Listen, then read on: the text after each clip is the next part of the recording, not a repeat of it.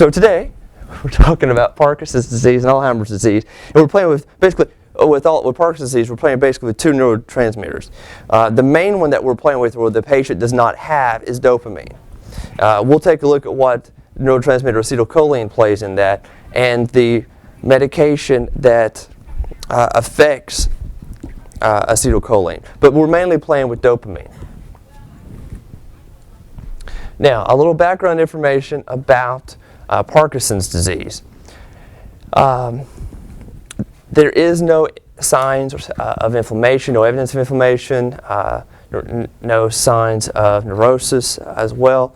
The only thing is the patient is producing less or releasing less of dopamine. It is the second most common neurodegenerative disease. And it does have a mean onset of 57, but you'll see younger people have it as well as older people. This is what Michael J. Fox and Muhammad Ali have. It does affect about 1 to 2% of the population over the age of 60.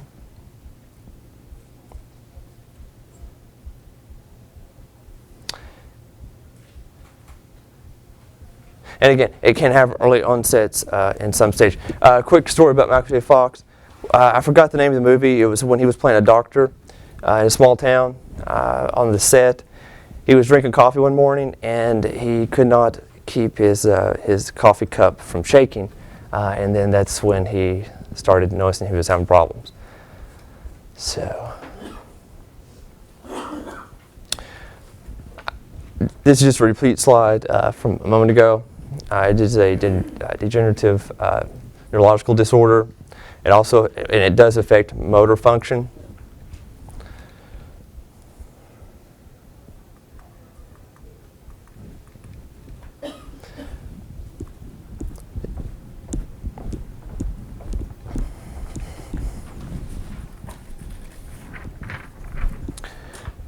You may want to get your neurotransmitter chart.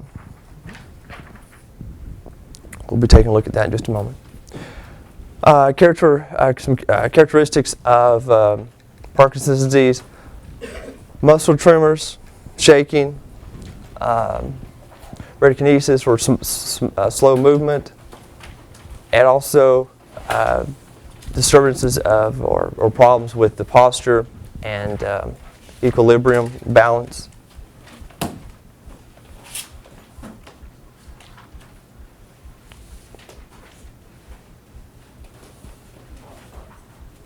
I already walked that way, so I'm not sure if there's any. Maybe that's what I have. Yeah. I thought I just drank too much caffeine.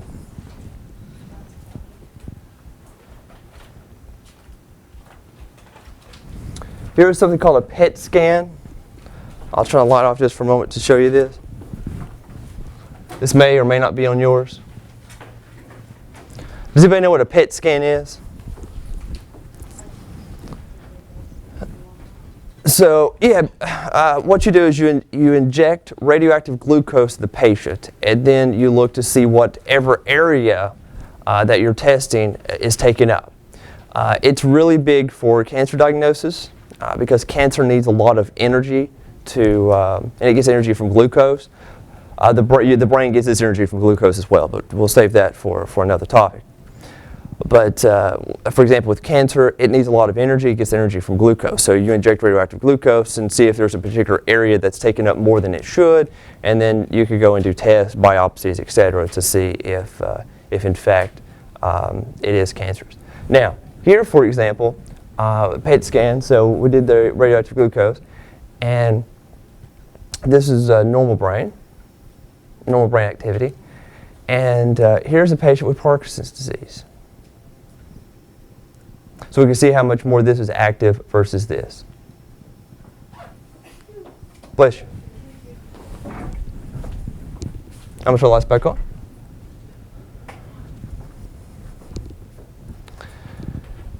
Parkinson's disease does affect approximately 1.5 million Americans. Now, I'm not going to ask you to memorize the number, but this is just to let you know that a lot of people do have it. So you will be dealing with patients that have Parkinson's disease. And I'm not sure whether they use the word believe, but it is an imbalance of two particular types of neurotransmitters, both acetylcholine and dopamine. So all we're doing is manipulating those neurotransmitters. We're giving drugs to increase one or decrease the other one. That's all we're doing. See how simple that is? That's all pharmacology is. Well, so far, manipulating those neurotransmitters. You don't have something, we give it to you. Or we tell it to block it. That's it. So all the studying you have to do is those neurotransmitters. So again, the two neurotransmitters, and we'll be talking when we get to the actual drugs. That's what we'll be focusing on. Those drugs that affect which drug affects which neurotransmitter, and what does it do to or with that neurotransmitter.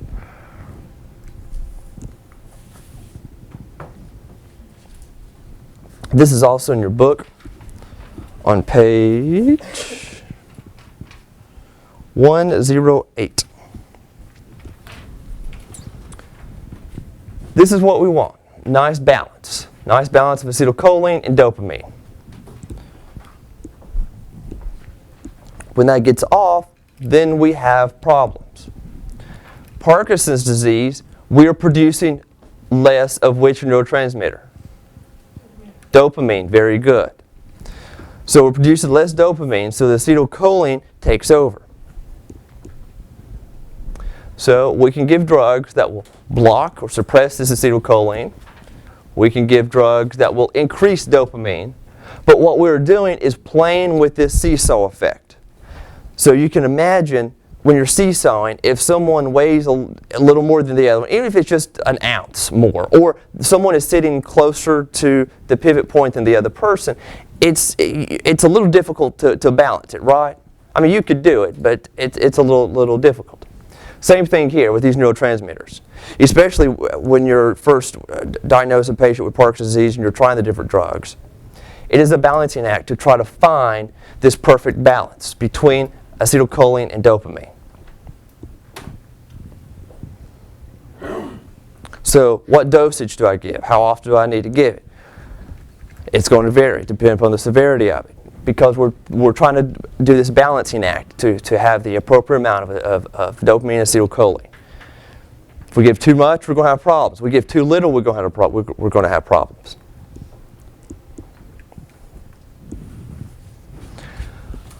Some more basic information. Typically develops over the age of 60. It occurs both men and women, but it can occur in younger people as well. Less common in younger people, but it can occur in younger people. It also can, most of the time, it does not. It's idiopathic, or it doesn't have a known cause. For example, we don't know what causes it, but there is a couple of things: encephalitis, some type of trauma to the head, vascular disease, or it could just be idiopathic. I mean, we don't know why the patient has developed this, and that's typically what happens. And really, there's nothing we can do to prevent it. So a patient just develops this, and then we just treat it and go from there.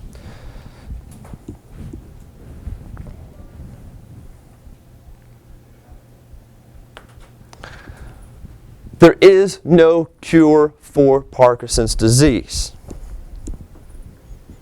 All we can do is treat the signs and symptoms of it, or the symptoms. We give drugs, right? I like to throw drugs at problems. So we can throw drugs at it. We do have some drugs on the market that will work for a period of time. And it will reduce the symptoms, and the patient will get some relief. How long that lasts, though, we'll talk about that momentarily, but that will vary. And again, what we're trying to do is restore that balance of those two neurotransmitters, dopamine and acetylcholine.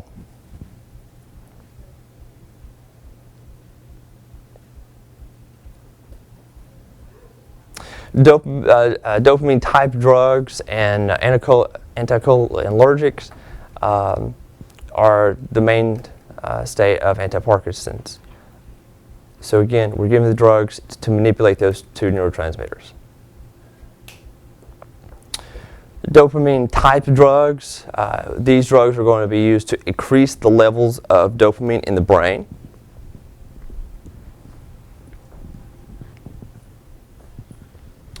And levodopa is typically the first drug of choice for treatment of Parkinson's disease.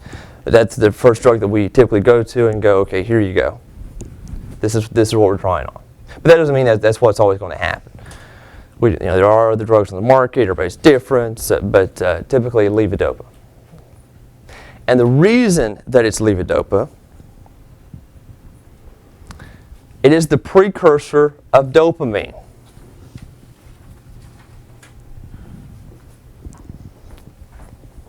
Why? Okay, so let's back up just a little bit here. If you have diabetes, if you have type 1 diabetes, we give you insulin. If you have low thyroid, we give you thyroid. If you have low dopamine, why can we not just give you dopamine? Why do we have to give you something that's a precursor to dopamine, which is levodopa? Do you understand the question? Why can we not give just dopamine? We'll go back to our insulin patient, or our diabetes patient. The patient has diabetes. Well, with I'll compare the diabetes. So we could just give, instead of 10 units or 20 or whatever, we could just give a smaller amount of insulin, right? So with that theory, can we just give a smaller amount of dopamine?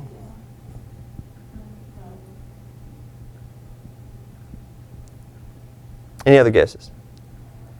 Like, is it because it has to cross over and turn into something else? Well, that's what happens here. That's what happens with levodopa. Levodopa will, when you take levodopa, it will get converted into dopamine. So basically it's Yes. But why can we not just give dopamine? You're close. Keep thinking about it. What did you say again?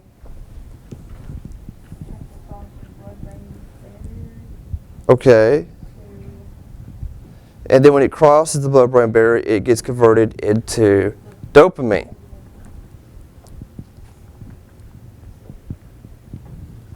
So is dopamine not good, strong enough to cross through the barrier? No, because it's after it crosses the barrier. No, but The word strength, I'm not fond of the word strength. But keep thinking about what you're saying.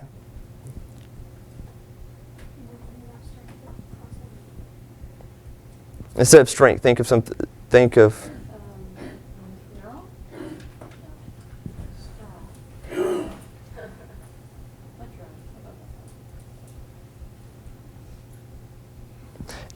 Y'all are there. Just put it together. Does it start with P?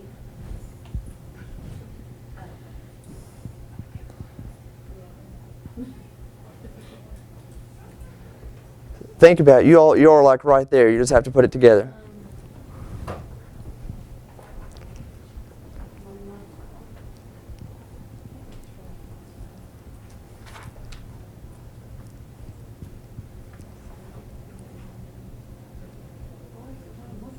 So let's walk through this again.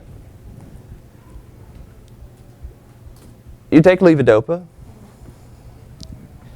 It crosses the blood-brain barrier. It gets converted into dopamine. But I cannot just take dopamine. Why can I not do that? Say that again. Right. Dopamine cannot cross the blood-brain barrier. Why can it not cross the blood-brain barrier? It's too large. It's too large of a molecule. So dopamine cannot cross the blood-brain barrier. It's too big. So instead of giving dopamine, we give levodopa. Levodopa can cross the blood-brain barrier because it's a smaller molecule. Very good, very good. That sounds important, doesn't it? Good question. Mm-hmm. Several drugs. What I'm going to do with the drugs, we'll talk about them here, but also I have got a couple of slides on a separate PowerPoint which just narrows down the drugs very specifically, bullet point drugs. So I'm going to discuss them here, but then I'll give you something which will summarize them and give you more of a what you need to know in just a moment.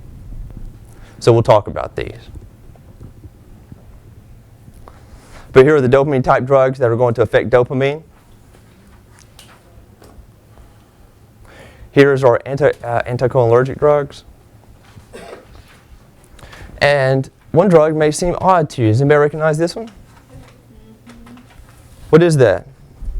Just Benadryl, right? Same stuff that's in Tylenol PM, diphenhydramine.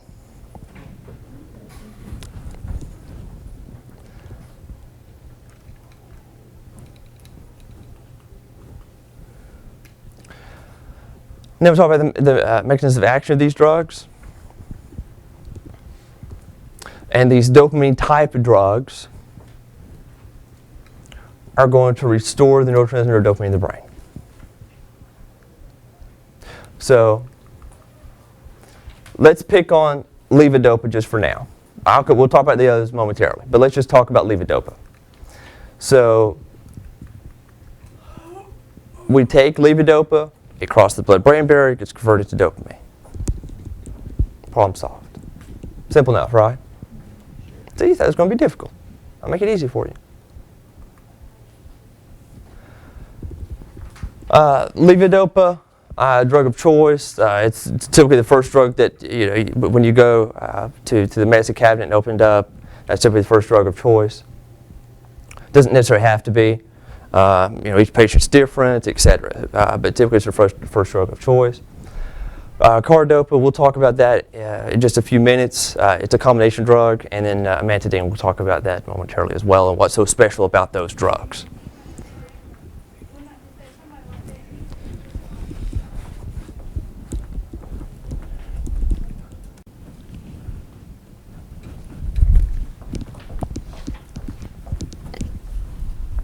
So we left off with the mechanisms of actions of the drugs. We talked about these drugs already.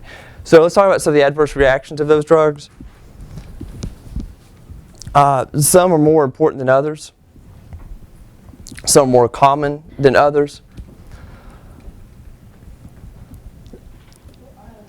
If you'll notice that you'll see shaking, even trembling of hands, and you may think, well, this is a little odd.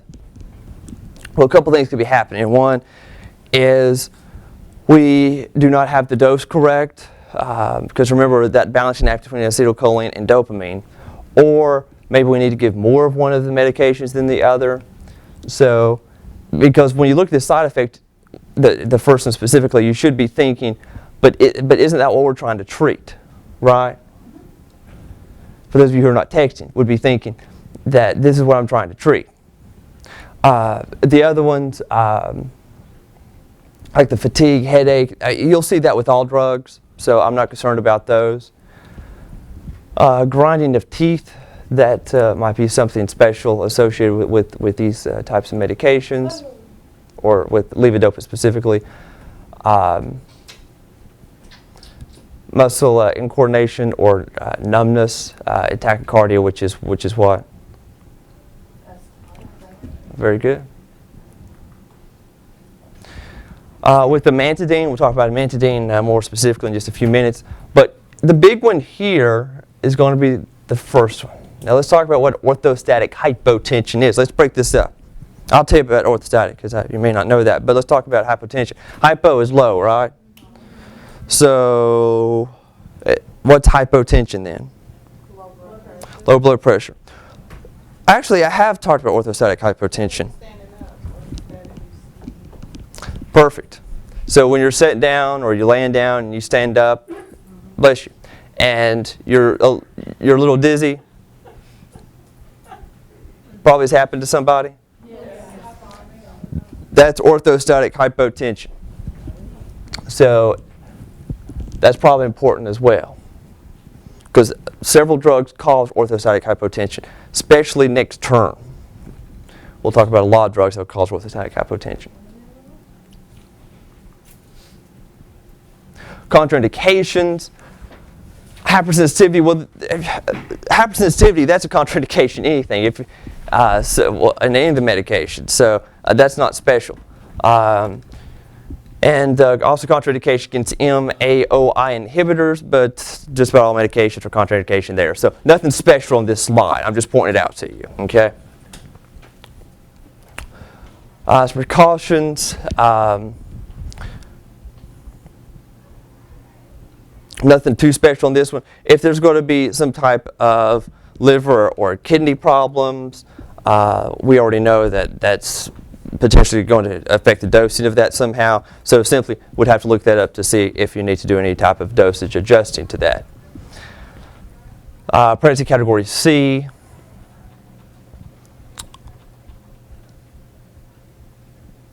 And yeah, that's probably good.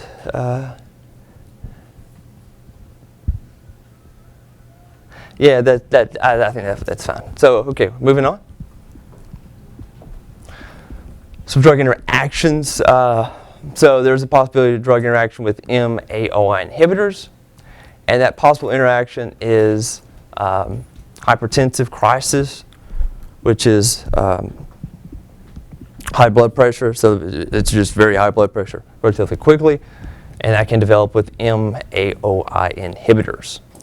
Also, what you want to do is discontinue that therapy 14 days before an MAOI inhibitor starts or discontinue that therapy 14 days before taking levodopa.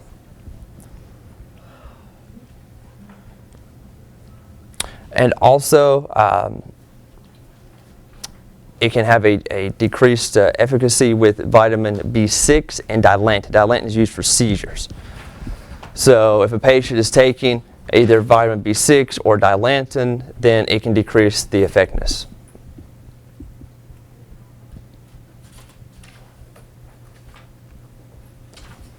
Co-Allergic blockers or anti-co-allergic drugs used to block it's going to be used to change the balance between dopamine and acetylcholine in the brain. So think back to that seesaw effect. That's what we're playing with. So co-allergic blockers or anti-co-allergics, they inhibit excessive co-allergic stimulation.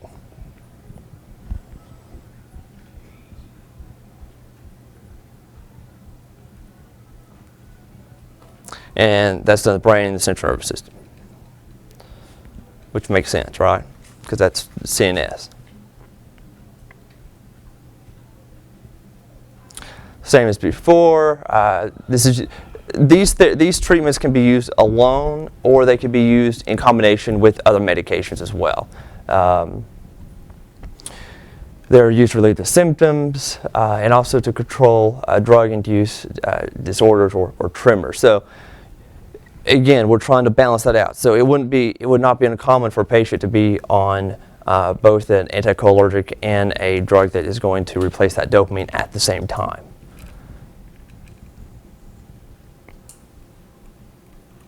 Adverse effects, tons of adverse effects. There's a couple here that I do want to point out. Urinary retention. Just think of it as having a drying effect. If you think of these anti-co-allergic as having a drying effect, and think about the signs that the patient would be having if they were having that. So, for example, urinary retention, dry mouth, sedation, constipation. So urinary retention, constipation, that kind of goes together, right? So if you think of these medications as having a drying effect, this is what's happening. Also, this is what is happening when you take Benadryl, for example.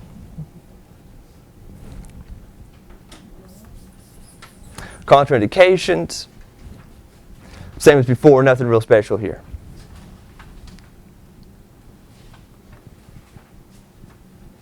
Precautions, same as before. Notice the blood pressure, hyper, hypo. Isn't that very funny? So if you have low or high, it's yeah, I thought it was funny. Kidney, liver problems, etc. So nothing special here. Again, if a patient does have some condition, you just need to evaluate that condition and the other medications the patient's taking. Drug interactions, alcohol, and MAOI inhibitors. So everything there's a contraindication or a problem with giving pretty much any drug with an MAOI inhibitor. But here, let's add alcohol to that. So again, think of your anti-co-allergic drugs. One of the drugs that we talked about was Benadryl, right? Benadryl causes sedation. Those anti-co-allergic drugs cause sedation as well. Alcohol causes sedation, so you would be over-sedated.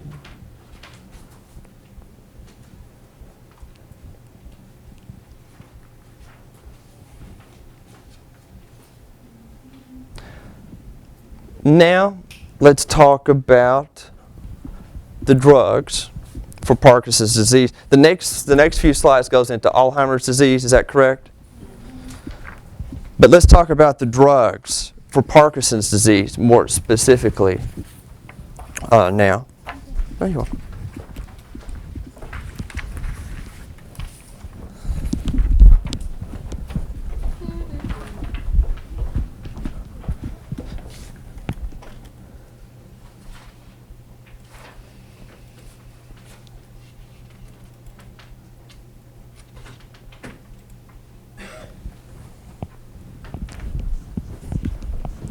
So we'll finish talking about Parkinson's disease, and then we'll come back and we'll talk about Alzheimer's disease.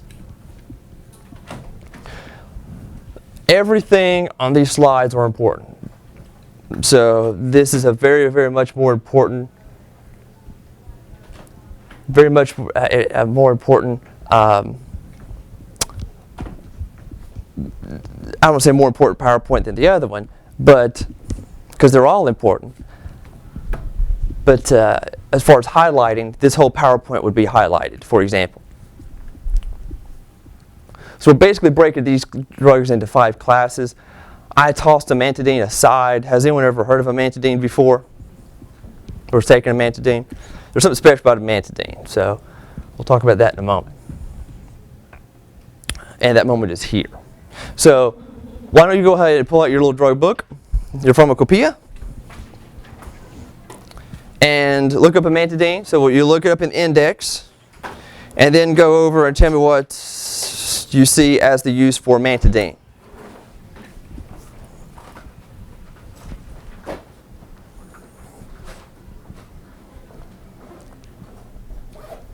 Why would you prescribe a patient Amantadine? For the flu. Very good. It's an antiviral drug.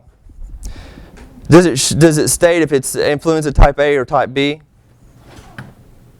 A. Very good. It is approved for influenza type A. So there is also Amantadine as well, which is approved for influenza type A.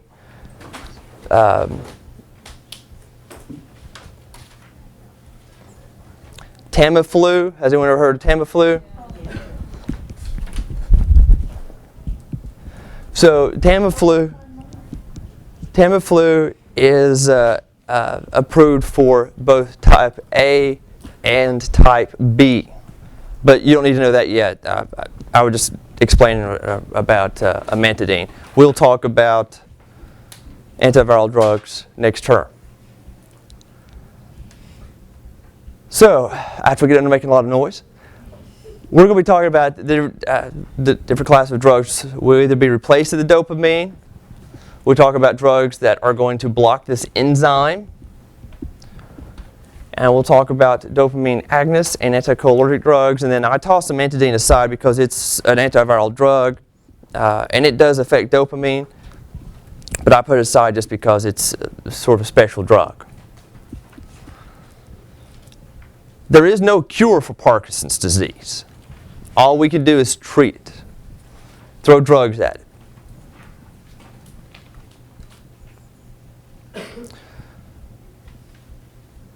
So let's talk about a drug that's going to replace dopamine.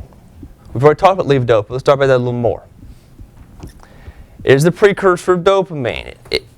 Dopamine does not cross or cannot cross the blood-brain barrier. Therefore, we take levodopa. Levodopa crosses the blood-brain barrier and gets converted to dopamine. Now, something that is going to be added that we have not talked about before is how long these drugs are going to last. Now, I put up here approximately how long these drugs are going to last, but it can vary. It could vary from a shorter amount of time to a longer amount of time. Because all we're really doing on top of that with these drugs is basically put a Band-Aid on it. When a patient first starts showing signs and symptoms of Parkinson's disease, 75% of the receptors that release dopamine have quit working. So when the patient starts showing signs of Parkinson's disease, they're already very bad. So how long these drugs work is just an approximate. It could be shorter for a couple of years. It could be 10, 15 years. But it does vary. Side effects, same as before, so nothing new there. Now we're going to add something new to it. We're going to add an enzyme inhibitor to our levodopa, which is what I have here. I have cardopa levodopa. Everybody wants to take a look at that?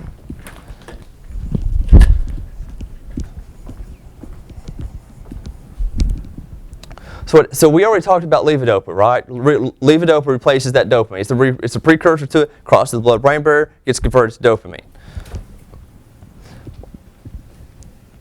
Cardopa blocks the enzyme that breaks down the dopamine. Therefore, you have a prolonged dose of that levodopa. Does that make sense? So it's a combination drug.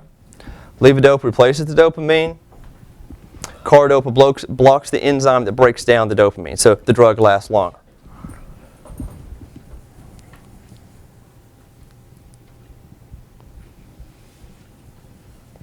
Everybody good?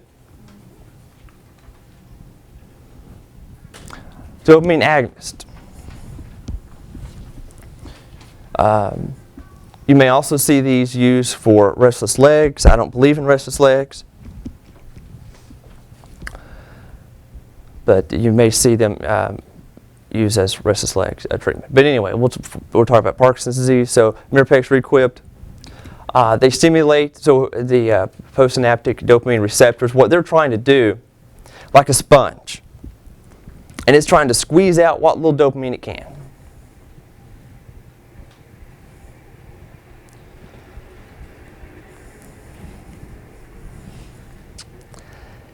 Less likely to cause involuntary movements than levodopa. You can use this by itself or with combination of other drugs as well. So with all these drugs, you can use them by themselves or with combination.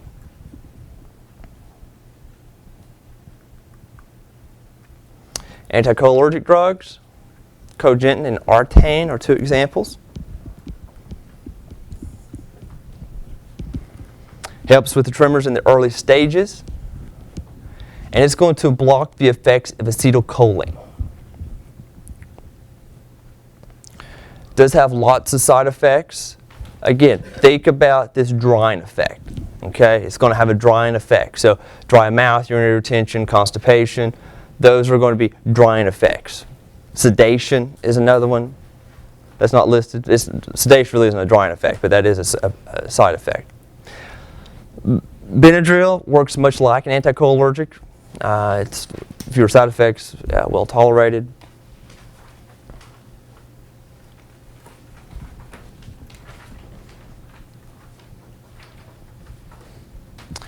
Then we have Amantadine. So as I mentioned before, this is a special drug. It can be used, especially in the early stages of Parkinson's disease. It is an antiviral drug approved through the FDA for the treatment of influenza type A. And it has been shown to release stimulate the release of dopamine. It's less powerful than levodopa, so it's not quite as strong. And the effectiveness of the drug is only about 6 months. Again, that's going to vary. Could be shorter, could be longer. It's not used that much for Parkinson's disease, but I want to point this out that this is a potential drug that can be used to treat Parkinson's disease. So if you have a patient who has taken Amantadine, more of a chronic than just a short-term treatment of Amantadine, they potentially could have Parkinson's disease.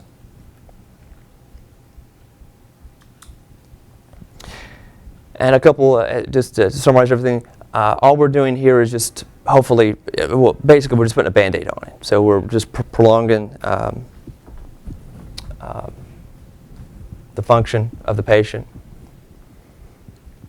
And we're just manipulating those neurotransmitters of the dopamine and acetylcholine. We're just playing with those two neurotransmitters. That's all we're doing.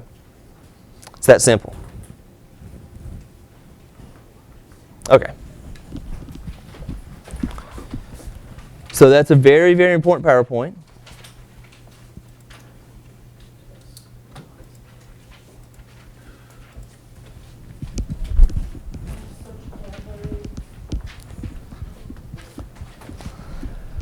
Now let's talk about Alzheimer's disease.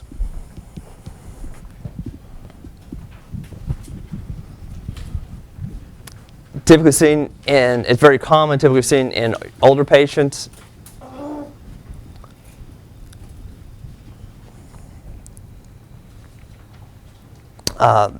The brain experiences this atrophy or shrinkage of the brain.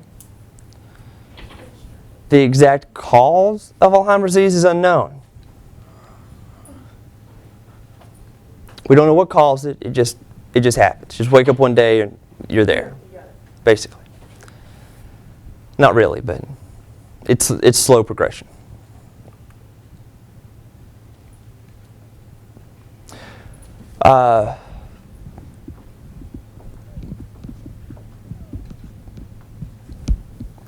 Losing or memory failure, impaired thinking, confusion, disorientation.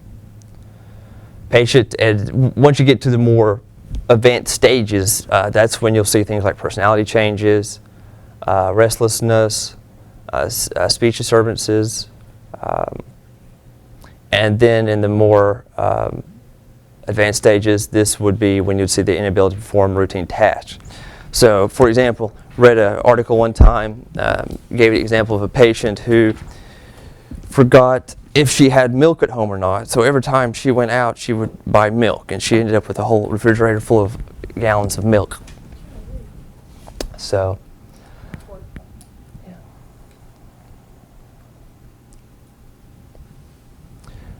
It is incurable. We do have medications that, again, it's going to act like Band-Aids, but we don't have a cure for it. We can slow it down. We can sort of put the brakes on it, but we don't have an antibiotic, so to speak, that you take for 10 days and patient's better.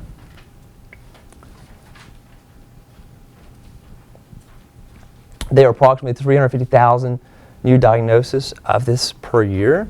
A lot.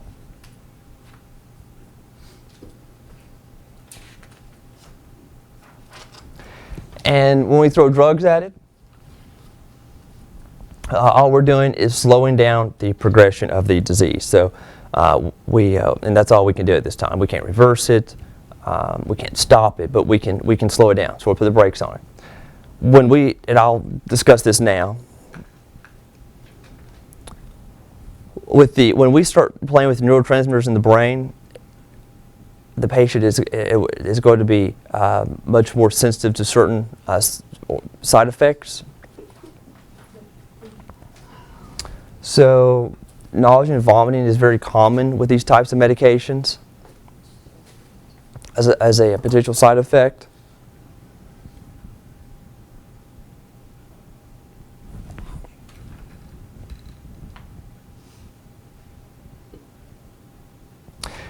Disease decreases acetylcholine, which is a neurotransmitter for forming of memories.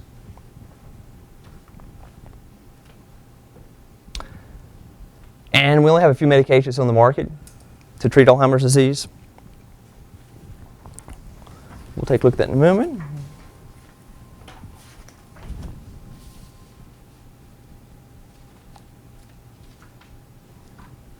And these agents were classified as acetylcholinesterase inhibitors.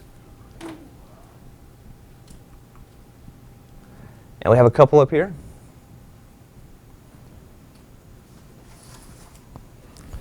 Aricept, Exelon are two examples of medication used for Alzheimer's disease. So I might learn those.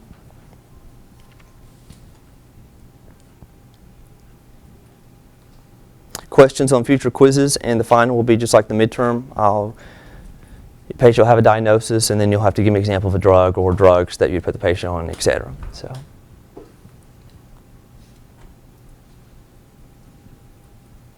So what we're doing when we take one of these medications, such as the Exelon or Aricept, we're elevating those acetylcholine levels.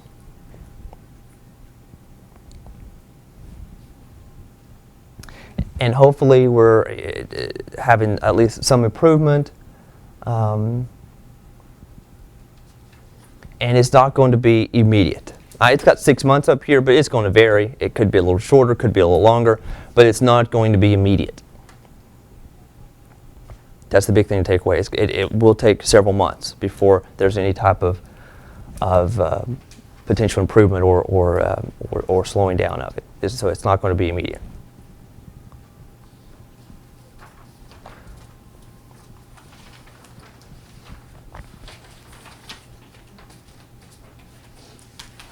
So as far as indications, well, it kind of makes sense with our Exelon and Aricept that the acetylcholinesterase inhibitors used for mild or moderate Alzheimer's dementia.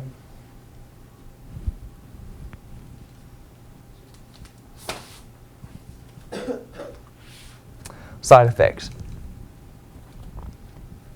Nausea, vomit is a big one. That is a very big one. Make sure you put a star next to that one. It's very common. Again, we were playing around with these neurotransmitters in the brain. And Aricept has another special side effect, which is this darkened urine. I would highlight that one as well.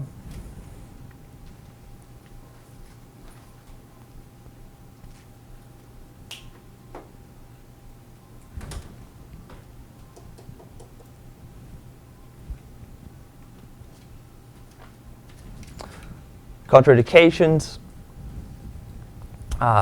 Nothing special here, what you typically see. So if the patient has a type of liver or kidney problem, you would evaluate that patient and see the severity of it. You may have to decrease the dosage or might not be able to give it at all, depending on the severity of it. Pregnancy, hopefully the patient's not going to be pregnant at that age.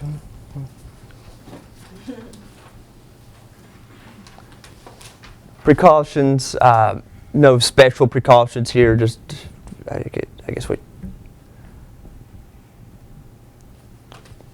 I guess I'll point out the kidney or renal or hepatic disease, or it's probably the one I'll point out. But that can be that's pointed out on all drugs, not just these.